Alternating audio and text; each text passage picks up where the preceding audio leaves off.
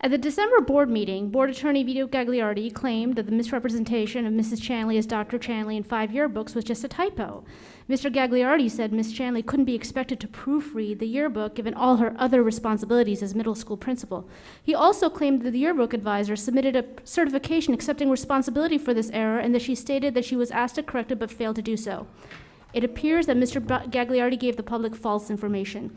Emails received in an Oprah request revealed that Mrs. Chanley was heavily involved in the yearbook process and was fully aware that she would be described as Dr. Chari Chanley in the yearbook in spite of the fact that she had not yet earned a doctorate.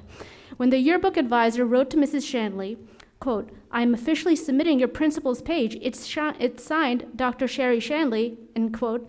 Ms. Chanley did not ask her to avoid this misrepresentation. Instead, Mrs. Chanley condoned it and responded, "You are too funny. The pressure is on. OMG."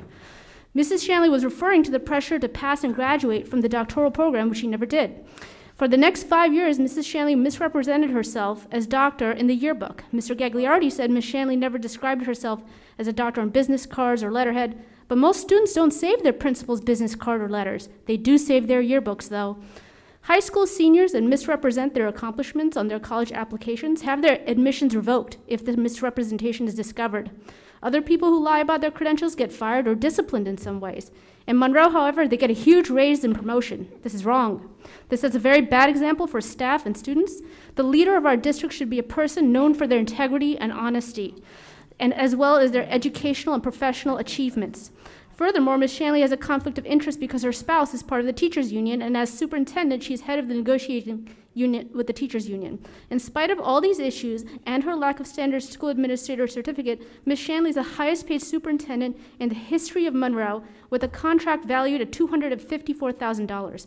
In fact, this contract lists no end date, and it was so egregious that it failed to get the recommendation of the county superintendent. Finally, the state approved her contract until February 10th, and yet the district had it extended without a public vote. This is very disappointing. There should be a public vote to extend this contract.